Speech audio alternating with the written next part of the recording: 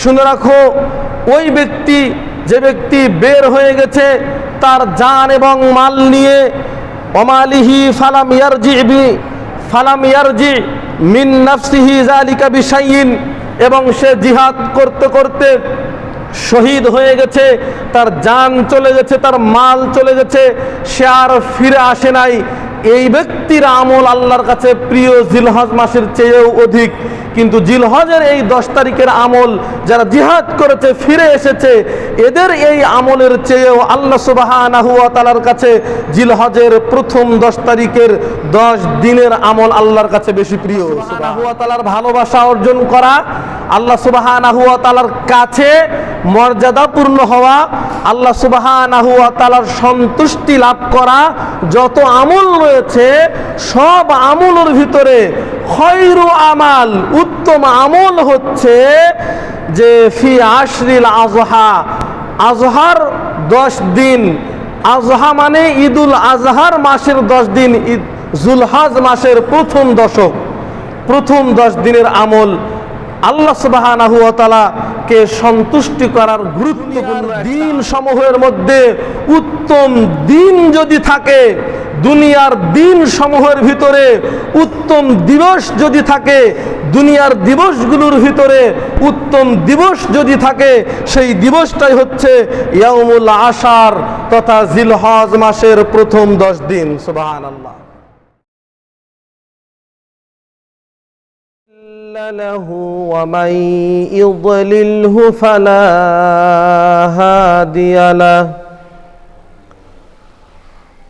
وأشهد أن لا إله إلا الله وحده لا شريك له وأشهد أن سيدنا وسندنا وحبيبنا ومولانا محمدا عبد الله ورسوله أرسله بالحق بشيرا ونذيرا وداعيا إلى الله بإذنه وسراجا وقمرا منيرا أما بعد فقد قال الله تعالى في كلامه المجيد وفي فرقانه الحميد أعوذ بالله من الشيطان الرجيم بسم الله الرحمن الرحيم يا أيها الناس اتقوا ربكم الذي خلقكم من نفس واحدة وخلق منها زوجها وبث منهما رجالا كثيرا ونساء واتقوا الله الذي تساءلون به والأرحام إن الله كان عليكم رقيبا وقال الله تبارك وتعالى في القرآن المجيد أعوذ بالله من الشيطان الرجيم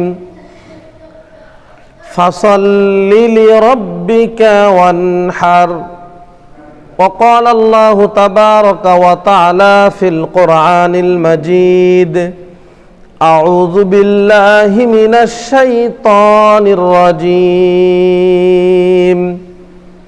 والفجر وليال عشر والشفع والوتر وقال النبي الأمين صلى الله عليه وسلم وعن عبد الله بن عباس رضي الله تعالى عنه قال قال رسول الله صلى الله عليه وسلم ما من أيام العمل الصالح فيها أحب إلى الله من هذه الأيام يعني أيام العشر قالوا يا رسول الله ولا الجهاد في سبيل الله قال ولا الجهاد في سبيل الله إلا رجل خرج بنفسه وماله فلم يرجع من ذلك بشيء رواه البخاري ومسلم أو كما قال عليه الصلاة والسلام. وعن ابن عباس رضي الله تعالى عنه قال قال رسول الله صلى الله عليه وسلم ما من عمل أزكى عند الله عز وجل ولا أعظم أجرا من خير تعمله في عشر الأضحى رواه أبو داود وقال حديث صحيح أو كما قال عليه الصلاة والسلام. الحمد لله. أعوذ بالله من الشيطان الرجيم. بسم الله الرحمن الرحيم.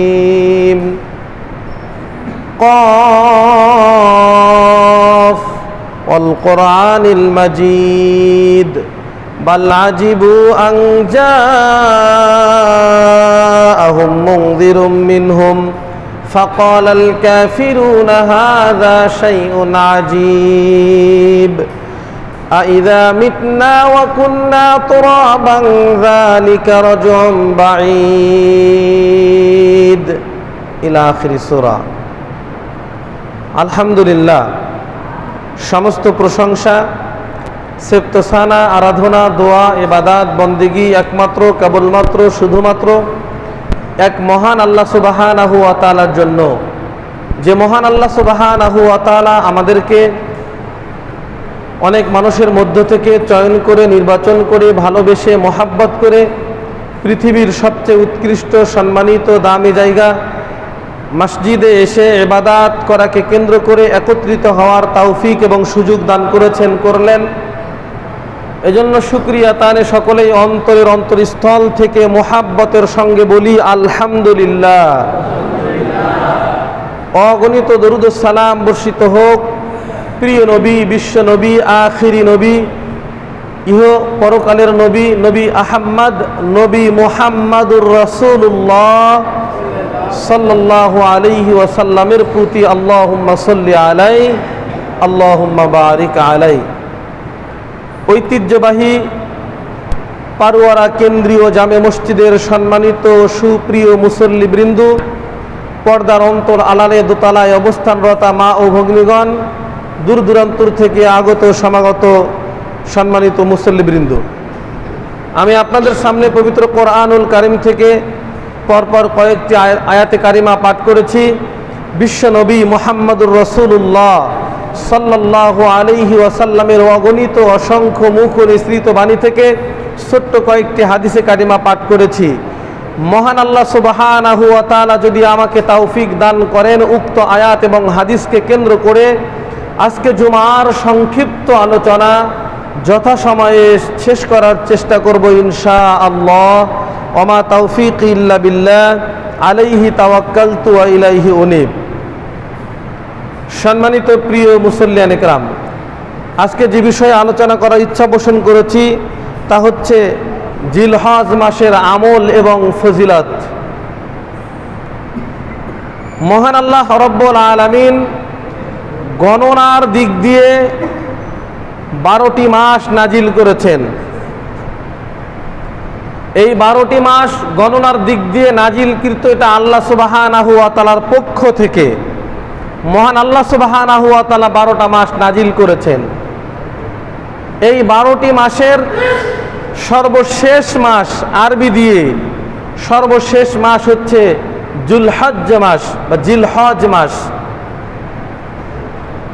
জিলহজ মাসের অনেক বড় ফজিলত রয়েছে, যা বিশ্বনবী মুহাম্মদ সাল্লাল্লাহু আলাইহি ওয়াসাল্লাম বলেছেন। এ মাসে গুরুত্বপূর্ণ কিছু করণীয় রয়েছে, আমল রয়েছে, কাজ রয়েছে। মুহাম্মদ সাল্লাল্লাহু আলাইহি ওয়াসাল্লাম করেছেন, করতে বলেছেন, আল্লাহ সুবহানাহু ওয়া তাআলার ফরমান রয়েছে। প্রিয় মুসল্লিয়ান ইকরাম, আল্লাহ সুবহানাহু ওয়া তাআলা বান্দাকে সময়ের পরিক্রমায় কিছু আমলের সুযোগ দেন, কিছু ইবাদাতের সুযোগ দেন, অফার দেন।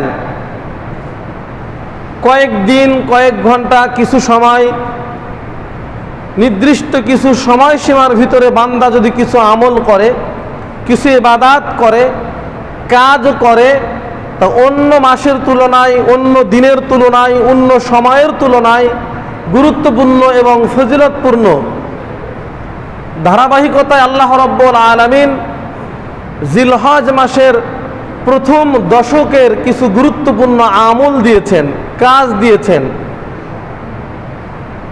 জিলহজ মাসের প্রথম দশকের ফজিলত অনেক। আল্লাহ সুবহানাহু ওয়া তাআলা সূরাতুল ফাজর এখানে কয়েকটা শপথ করেছেন, তার একটা শপথ আল্লাহ সুবহানাহু ওয়া তাআলা করেছেন ওয়ালা ইয়ালিন আশ। মুহাদ্দিসিনে কেরাম ইবনে আব্বাস রাদিয়াল্লাহু তাআলা আনহু সহ অনেক তাফসীরকারক এই আয়াতের তাফসীর করেছেন যে ওয়ালা ইয়ালিন আশ, এই রজনীর শপথ বলতে আল্লাহ সুবহানাহু ওয়া তাআলা জিলহজ মাসের প্রথম 10 দিনের প্রতি ইঙ্গিত করেছেন। জিলহজ মাসের প্রথম দশকের ফজিলত সম্পর্কে বিশ্বনবী মুহাম্মদুর রাসূলুল্লাহ সাল্লাল্লাহু আলাইহি ওয়াসাল্লাম বলেছেন, মা মিন আইয়ামিল আমালুস সালেহ ফিহা আহাব্বু ইলাল্লাহি মিন হাযিহিল আইয়ামি, ইয়ানি আল্লাহ সুবহানাহু ওয়া তাআলার নিকট জিলহজ মাসের প্রথম দশক, প্রথম 10 দিনের আমলের চাইতে অধিক পছন্দের আমল আর নেই। রাসূল সাল্লাল্লাহু আলাইহি সাল্লামের এ কথায় সাহাবায়ে কেরাম রাসূল সাল্লাল্লাহু আলাইহি সাল্লামকে বললেন, আইয়ামাল আশার, ক্বালু ইয়া রাসূলুল্লাহ, ইয়া রাসূলুল্লাহ ওয়ালাল জিহাদু ফি সাবিলিল্লাহ, আল্লাহর পথে জিহাদও কি নয়? তার মানে সাহাবায়ে কেরামের কাছে দ্বীন প্রতিষ্ঠা করা, আল্লাহর পথে জিহাদ করা গুরুত্বপূর্ণ আমল, গুরুত্বপূর্ণ আমলের একটি সর্বোৎকৃষ্ট আমল হচ্ছে জিহাদ। সাহাবায়ে কেরাম সবসময় দ্বীনকে প্রতিষ্ঠা করার জন্য চেষ্টা প্রচেষ্টা চালিয়ে যেতেন। মুহাম্মদ সাল্লাল্লাহু আলাইহি ওয়াসাল্লাম বললেন, আল্লাহ সুবহানাহু ওয়া তাআলার কাছে জিলহজ মাসের প্রথম দশকের আমল ইবাদত অনেক অনেক বেশি প্রিয়। সাহাবায়ে কেরাম বললেন, ইয়া রাসূলুল্লাহ ওয়ালাল জিহাদু ফি সাবিলিল্লাহ, আল্লাহর পথে জিহাদও কি নয়? তার মানে আল্লাহ সুবহানাহু ওয়া তাআলার দ্বীন প্রতিষ্ঠার জন্য যে আমরা জিহাদ করি, আমাদের রক্ত, আমাদের জান মাল আল্লাহর জন্য ব্যয় করে দেই, বিলীন করে দেই, এই জিহাদ ফি সাবিলিল্লাহর চেয়েও কি জিলহজ মাসের 10 দিনের আমল আল্লাহর কাছে বেশি প্রিয়? মুহাম্মদ সাল্লাল্লাহু আলাইহি ওয়াসাল্লাম বললেন, ক্বালা ওয়ালাল জিহাদু ফি সাবিলিল্লাহ, না না, জিহাদও নয়, তবে ইল্লা রাজুলুন খরাজা বিনাফসিহি ওয়া মালিহি, শুনে রাখো, ওই ব্যক্তি, যে ব্যক্তি বের হয়ে গেছে তার জান এবং মাল নিয়ে, ওয়া মালিহি ফালাম ইয়ারজি মিন নাফসিহি যালিকা বিশাইইন, এবং সে জিহাদ করতে করতে শহীদ হয়ে গেছে, তার জান চলে গেছে, তার মাল চলে গেছে, সে আর ফিরে আসে নাই, এই ব্যক্তির আমল আল্লাহর কাছে প্রিয় জিলহজ মাসের চেয়েও অধিক।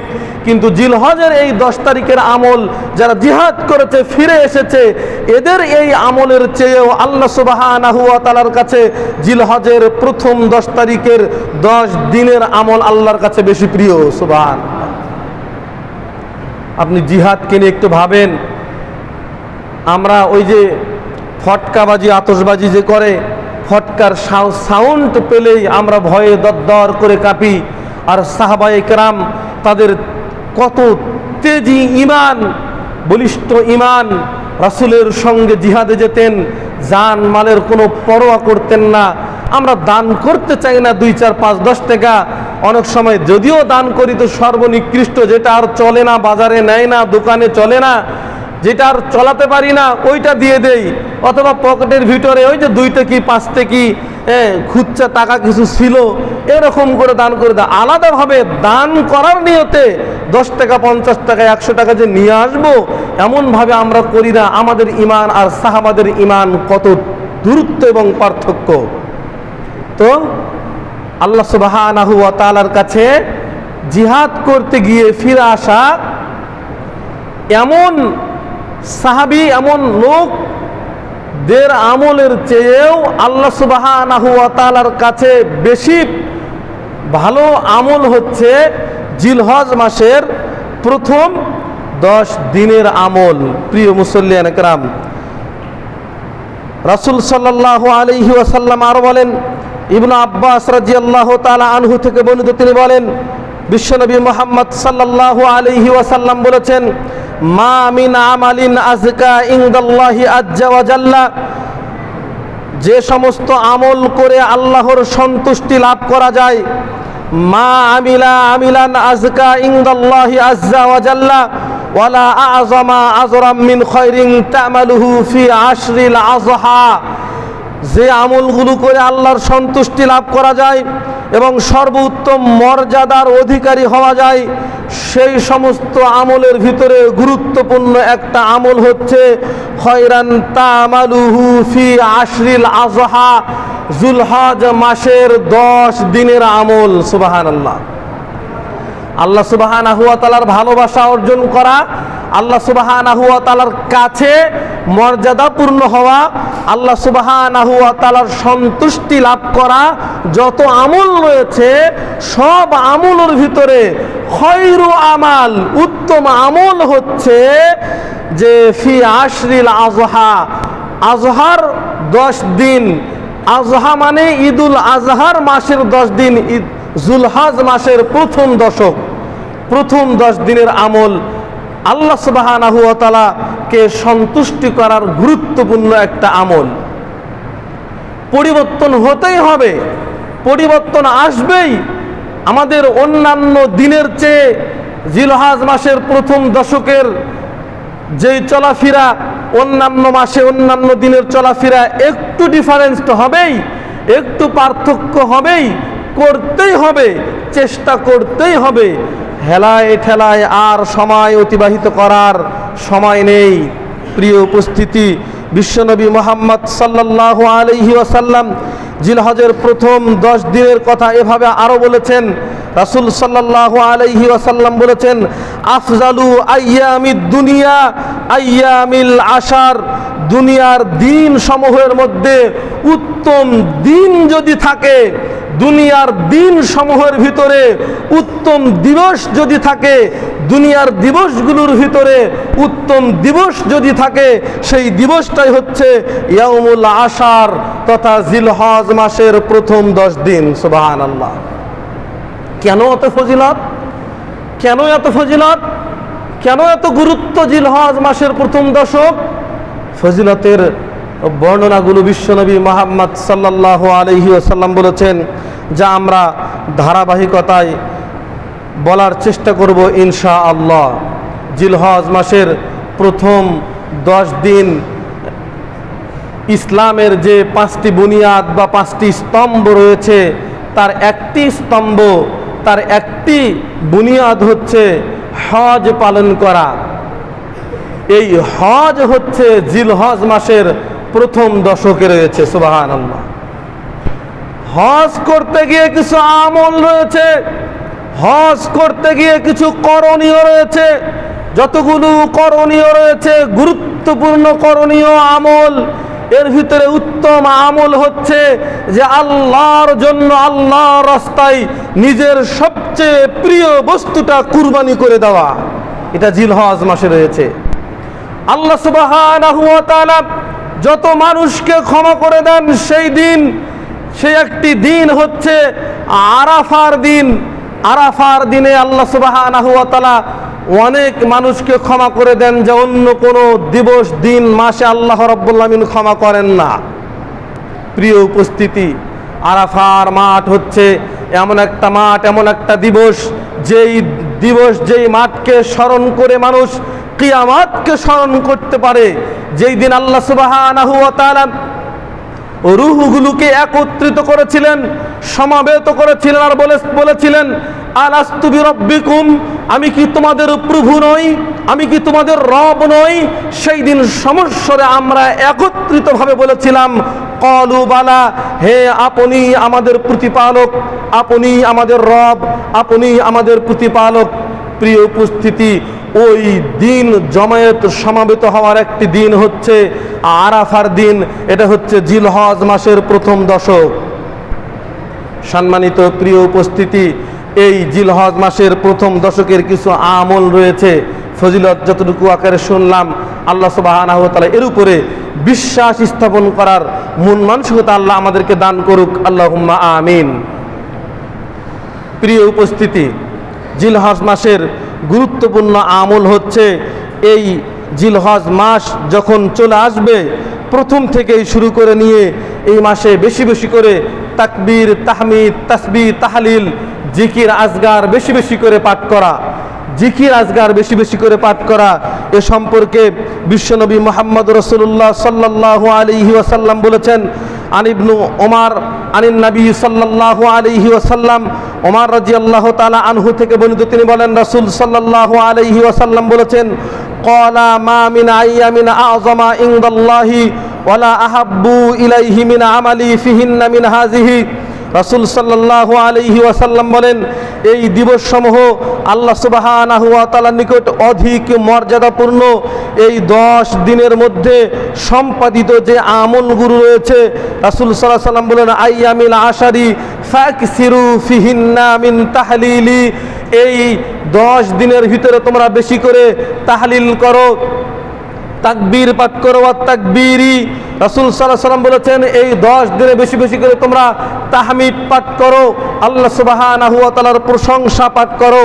আল্লাহু আকবার, আল্লাহু আকবার, লা ইলাহা ইল্লাল্লাহু, আল্লাহু আকবার, আল্লাহু আকবার, ওয়ালিল্লাহিল হামদ, সুবহানাল্লাহ তাসবিহ পাঠ করো, আলহামদুলিল্লাহ তাসবিহ পাঠ করো, তাহমিদ পাঠ করো। এরকম করে জিকির আজগার করতে থাকো। রাসূল সাল্লাল্লাহু আলাইহি ওয়াসাল্লাম বলেছেন, তোমরা বেশি বেশি করে গুরুত্বের সাথে নফল ইবাদত করো। যখন জিলহজ মাসের প্রথম দশক তোমাদের মাঝে আসবে, জিলহজ মাসের প্রথম যখন আসবে, জিলহজ মাস যখন আমরা পাবো, তখন সাহাবীদেরকে রাসূল সাল্লাল্লাহু আলাইহি ওয়াসাল্লাম বেশি বেশি করে তাকবীর, তাহমিদ এবং জিকির আজগার করতে বলেছেন। প্রিয় উপস্থিতি, অন্য মাসের তুলনায় জিলহজ মাস যখন আমাদের মাঝে আসবে, আমাদের সকলের উচিত এই মাসে বেশি বেশি করে তাসবিহ, তাহলিল, জিকির আজগার করা। এটা কিভাবে করে করবেন? সমবেত হয়ে, গোল হয়ে বসে, ঝাঁকানাকা করে, ইত্যাদি ইত্যাদি, নড়ে চড়ে, উঠা বসা করে, এমন না। আপনি ব্যক্তিগতভাবে একাই একাই অন্যান্য মাসের তুলনায় আল্লাহ সুবহানাহু ওয়া তাআলার ভাষায় এই জিলহজ মাসের প্রথম দশক যখন আপনি পেয়েছেন, পাবেন, অন্যান্য দিনে আপনি জিকির আজগার করেননি, 100 বারও বলেননি, কিন্তু এই মাসটা পাওয়ার পরে গুরুত্ব বুঝে আপনি প্রত্যেক দিন কমপক্ষে 100 বার ইস্তেগফার পড়েন, সকাল সন্ধ্যায় তাসবিহ তাহলিল পড়েন, সব সময় চলতে ফিরতে অন্যান্য সময়ের তুলনায় আজে বাজে গল্প কথাবার্তা কম করে দিয়ে বেশি বেশি করে তাকবীর তাহলিল পড়েন। মসজিদে এসে আগে আগে কোরআনুল কারীম হাতে নিয়ে কোরআনের হরফগুলো দেখেন, পড়তে পারলে সুন্দরভাবে তেলাওয়াত করেন, অর্থ পড়েন, বুঝে বুঝে পড়েন। এরকম করে বেশি বেশি করে নফল ইবাদত করা আমাদের জন্য গুরুত্বপূর্ণ বিষয়। আল্লাহ সুবহানাহু ওয়া তাআলা আমাদেরকে জিলহজ মাসের প্রথম দশক পাওয়ার পরে আমরা যেন বেশি বেশি করে তাকবীর তাহমিদ তাসবিহ পাঠ করতে পারি। আল্লাহ আমাদেরকে সে তৌফিক এবং সুযোগ দান করুক, আল্লাহুম্মা আমিন। জিলহজ মাস যখন আসবে, এই জিলহজ মাসের প্রথম দশক সিয়াম পালন করার কথা বিশ্বনবী মুহাম্মদ সাল্লাল্লাহু আলাইহি ওয়াসাল্লাম বলেছেন। জিলহজের 1 তারিখ থেকে নিয়ে, জিলহজ মাসের 1 তারিখ থেকে নিয়ে 9 তারিখ পর্যন্ত সিয়াম রাখা সুন্নাত। রাসূল সাল্লাল্লাহু আলাইহি ওয়াসাল্লাম জিলহজ মাসের 1 তারিখ থেকে 9 তারিখ পর্যন্ত, জিলহজ মাসের 1 তারিখ থেকে 9 তারিখ পর্যন্ত সিয়াম রাখতেন। তাছাড়া জিলহজ মাসের প্রথম 10 দিন অত্যন্ত ফজিলতপূর্ণ। বিশ্বনবী মুহাম্মদ সাল্লাল্লাহু আলাইহি ওয়াসাল্লাম বলেছেন, আন হুনাইদা ইবনে খালিদিন আনি মুরাতিন আন বাজিন আজওয়াজিন নবী সাল্লাল্লাহু আলাইহি ওয়াসাল্লাম। হুনাইদা ইবনে খালিদ রাদিয়াল্লাহু তাআলা আনহু থেকে বর্ণিত, তিনি বলেন, নবী করিম সাল্লাল্লাহু আলাইহি ওয়াসাল্লামের জৈনিকা স্ত্রী থেকে বর্ণনা করেছেন, আন্না রাসূলুল্লাহ সাল্লাল্লাহু আলাইহি ওয়াসাল্লাম, রাসূল সাল্লাল্লাহু আলাইহি ওয়াসাল্লাম বলেছেন, কানা ইয়াসুমু তিসআম মিন জিলহজ্জি। রাসূল সাল্লাল্লাহু আলাইহি ওয়াসাল্লাম জিলহজ মাসের 9টি সিয়াম পালন করতেন। জিলহজ মাসে কয়টি সিয়াম পালন করতেন? 9টি সিয়াম পালন করতেন।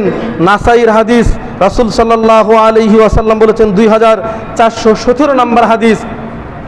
রাসূল সাল্লাল্লাহু আলাইহি ওয়াসাল্লামের স্ত্রীর বরাত দিয়ে সাহাবী হুনাইদা বর্ণনা করতেছেন, স্বামীর বিষয়ে স্ত্রী সবচেয়ে বেশি ভালো জানে। বলেন ঠিক কিনা? আমার স্ত্রী ভালো জানে আমার আচরণ চলাফেরা কেমন, আপনার স্ত্রী ভালো জানে আপনার চলাফেরা আচরণ কেমন। রাসূল সাল্লাল্লাহু আলাইহি ওয়াসাল্লাম জৈনিকা স্ত্রী বলছেন, রাসূল সাল্লাল্লাহু আলাইহি ওয়াসাল্লাম যখন জিলহজ মাসে পতিত হতেন, জিলহজ মাসের প্রথম দশক পাইতেন, তো জিলহজ মাসের 1 থেকে 9 তারিখ পর্যন্ত সিয়াম পালন করতেন।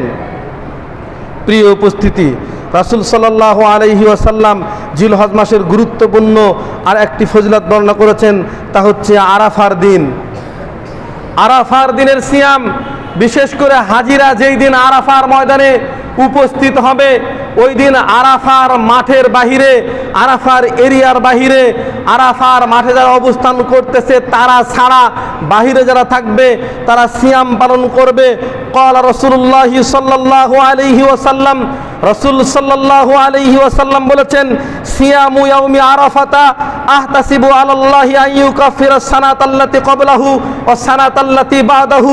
বিশ্বনবী মুহাম্মদ সাল্লাল্লাহু আলাইহি ওয়াসাল্লাম বলেছেন, সিয়ামু ইয়াউমি আরাফাতা, আরাফার দিনের একটি সিয়াম, আলাল্লাহি আন ইউকাফিরা সানাতাল্লাতি ক্বাবলাহু ওয়া সানাতাল্লাতি বাদাহু।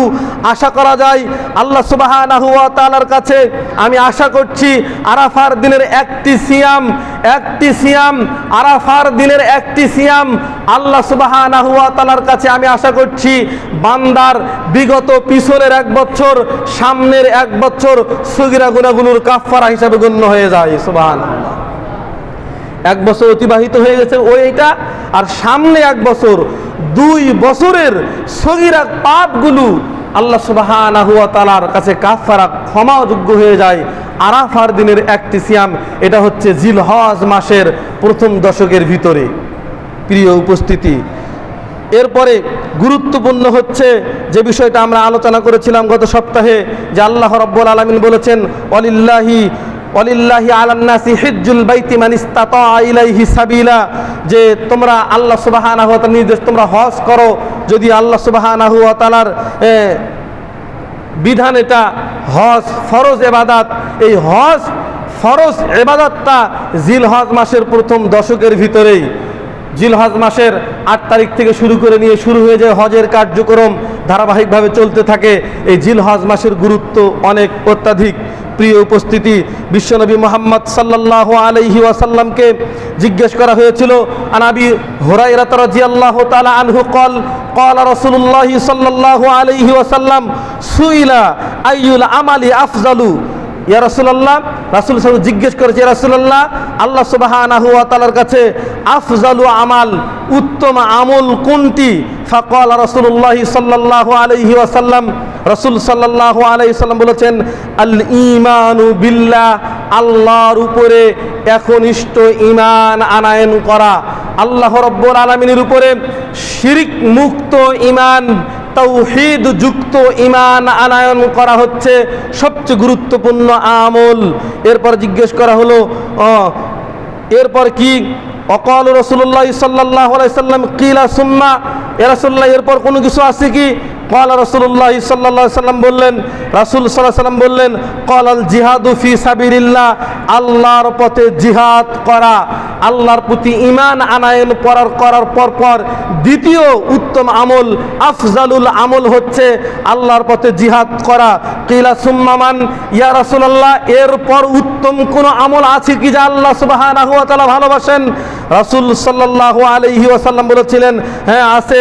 ক্বালাল হাজ্জু মাবরুরুন, ওই হজ যেই হজটা আল্লাহ সুবহানাহু ওয়া তাআলা কবুল করেছেন। গুরুত্বপূর্ণ এবং উত্তম আমলগুলোর ভিতরে একটি আমল হচ্ছে হজে মাবরুর, কবুলযোগ্য হজ। কবুলযোগ্য হজ, প্রিয় উপস্থিতি, এই কবুলযোগ্য হজ উত্তম আমল আল্লাহ সুবহানাহু ওয়া তাআলার কাছে। এই আমলটা এই যুলহজ মাসের সঙ্গে সম্পৃক্ত। অন্য কোনো মাসে যদি আপনি মনে করেন যে আমি ইসলামের স্তম্ভ পাঁচটির যেই হজ ইবাদতটা অন্য কোনো মাসে করব, তা হবে না। কেন? আল্লাহ রাসূল সাল্লাল্লাহু আলাইহি সাল্লাম অন্য মাসে ভাবে করতে বলেননি, করতে পারবেন। হজ হিসাবে গণ্য হবে না, এটা উমরা নফল হিসাবে গণ্য হয়ে যাবে। প্রিয় উপস্থিতি, রাসূল সাল্লাল্লাহু আলাইহি ওয়াসাল্লাম আরও বলেছেন যে যুলহজ মাসের যখন সময় চলে আসবে, চন্দ্র উদিত হবে, রাসূল সাল্লাল্লাহু আলাইহি ওয়াসাল্লাম খেহুরি কার্য বন্ধ রাখতে বলেছেন। খেহুরি কার্য বন্ধ রাখতে বলেছেন, এটা একটা আমল। আন উম্মে সালামা রাদিয়াল্লাহু তাআলা আনহু قال رسول الله صلى الله عليه وسلم إذا دخل العشر وأراد بعضكم أن يضحي فلا يمسح من شعره